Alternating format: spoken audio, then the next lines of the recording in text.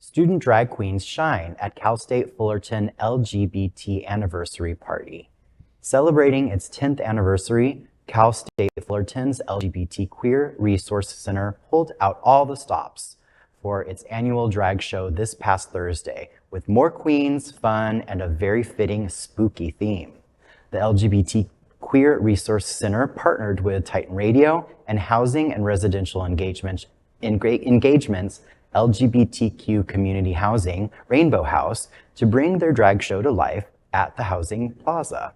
This year, the center booked 5 drag queens: Alessandra Divine, Natasha Hundreds, Katalina De Isla, Cassie Love, Vanity Mirroz-Dvine, and 2 student drag queens, Hungover Hannah and Shozy.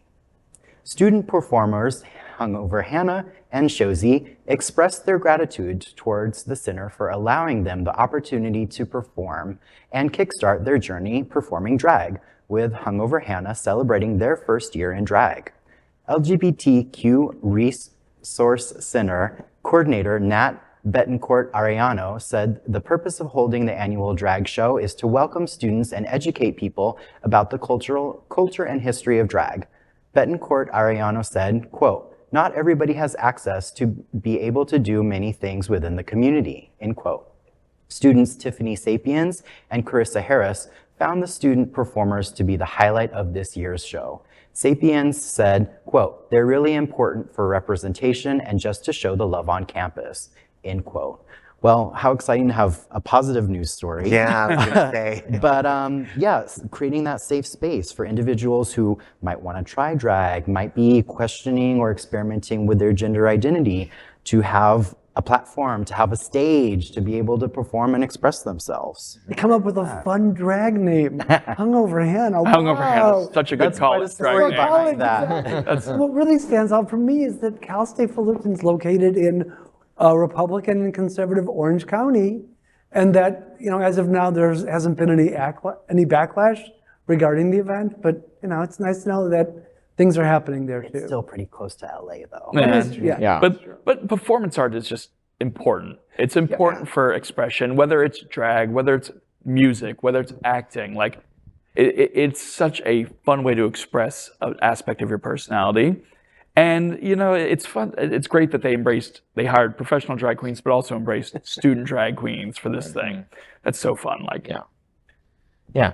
And you're big in improv and putting yourself out there. I was gonna say, we are the only. I'm in Villain Theater. I'm an instructor there. I'm a comedian, but we are the only school that has created a safe space for women, people of color, and queers and gender queers.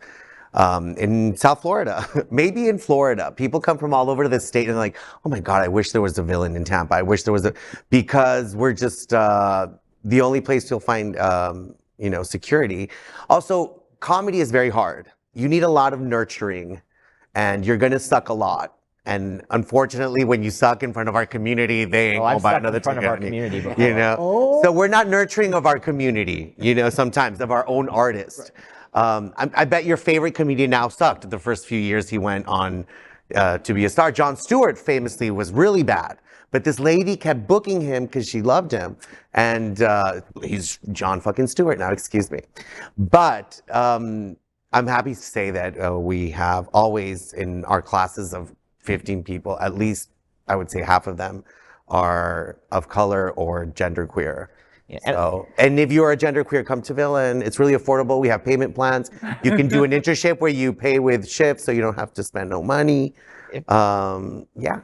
Is something affordable if you still have to have insurance payment or installment payments on it? I'll just let you think about that. But this story really it makes me happy, but it also draws a real contrast. A couple weeks ago, we did a story about how there was a drag show around an East Tennessee university campus, and it was a public university.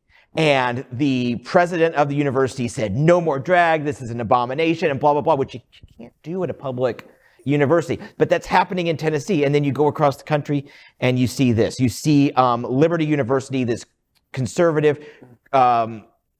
campus in Virginia, and they played at University of Massachusetts, and Massachusetts had Pride Day at the football game where they played. So you just see these dueling philosophies and people just hanging on by their fingernails to keep their irrelevant thought as mainstream as possible. And they're failing.